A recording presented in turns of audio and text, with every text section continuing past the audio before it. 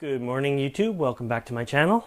In today's video I am going to be working with some bromeliads today. These are the Guzmana or Guzmania hybrids, and I was going to do some repotting. I did a video on these guys when I first got them a few months ago, and I'm by no means an expert on bromeliads. This is going to be the first time I've repotted them. Done a little bit of research first so I know what types of media and stuff I'm going to be using. Bromeliads are epiphytes, so they're going to grow in an orchid media because they naturally would live in trees just like an orchid would. So I'm going to try my luck with that. Right now they're in a sort of a peat moss, and the general opinion of that, I thought, since they're in flower and they're going to be, when the main ones are in flower, they produce pups after as the flowers and the plant dies. So I thought once they start to produce pups, the pups are going to need something a little bit better than peat moss to grow in. So that's when I'm going to dig these guys up and repot them out. Well, as we can see here, there are little pups starting down here. A baby bromeliad is called a pup. This one has 3. This one has at least 3 or 4 on it. There's a big one right here. I don't know if you can see that on camera properly. Maybe some leaves, but anyways, they're loaded with pups. So I was going to pot them in their own individual pots, and this one doesn't even have a drain hole in, silly thing. So I've had to be really careful with it. Get rid of some of the peat moss and just put them in their own pot.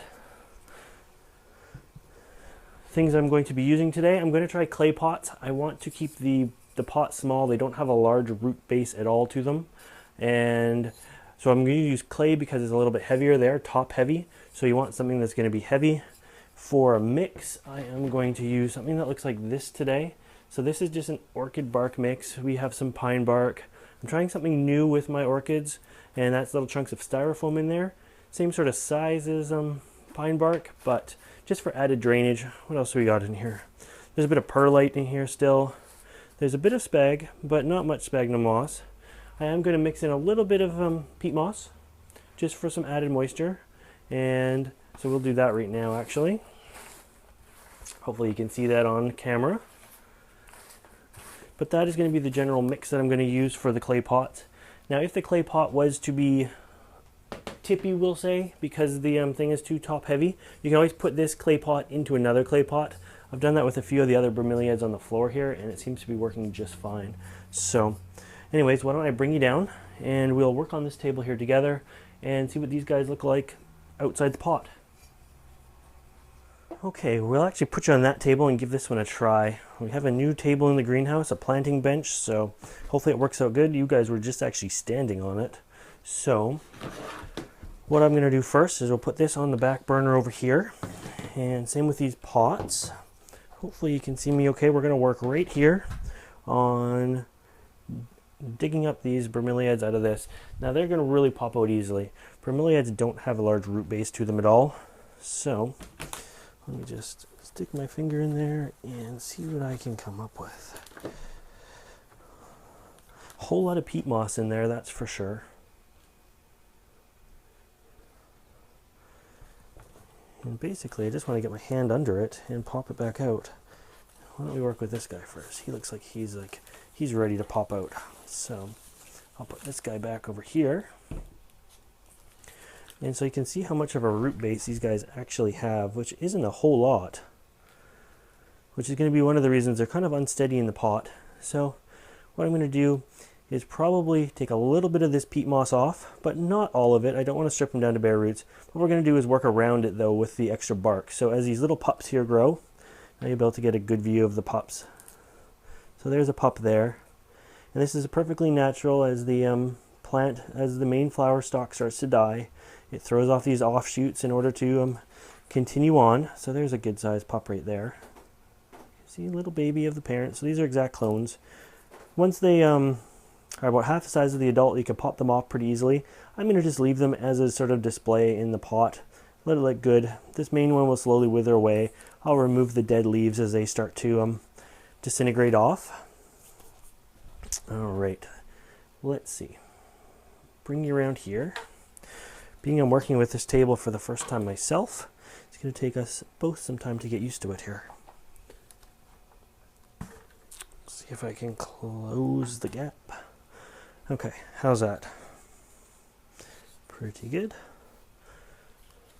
So being there's not much to really even take off here, these things have like nothing in the way of roots. I'll just do a little bit here. So there's the roots. Spread them out a little bit.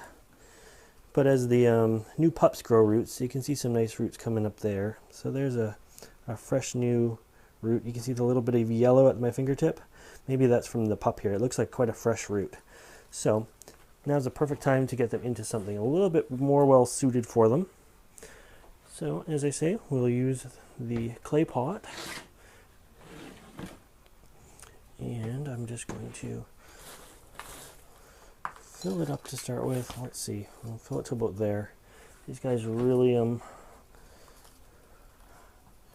how's that gonna look? Maybe a little bit less.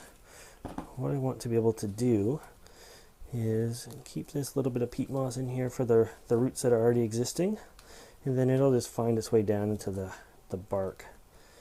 But I would love to have it low enough that I can actually put some bark on top of it as well. So that's going to look good. It's actually pretty tight in there, so that's nice. Just with my thumb working it down to start with. And I may just grab a pair of scissors and trim off some of these leaves as well. They're not actually looking like they're doing much other than holding back the pup.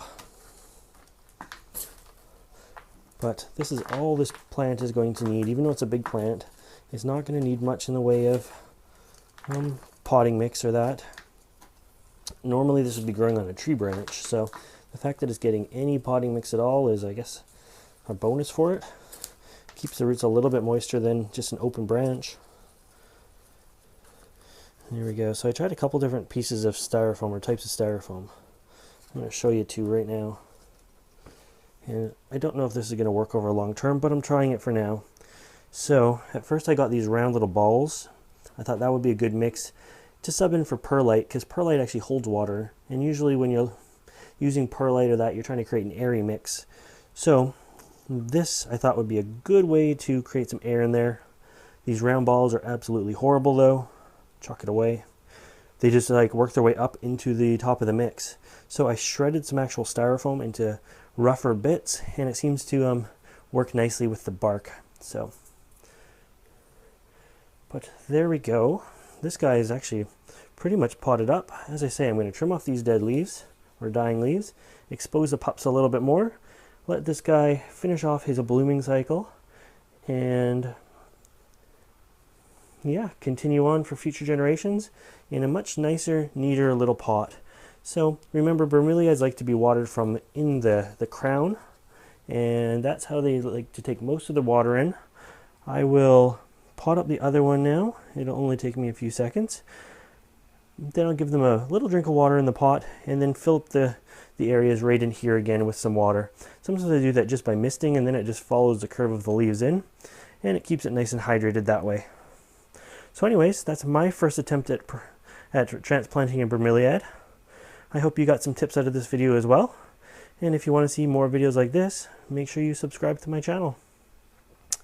Alright, I'm going to do this other guy in the other pot.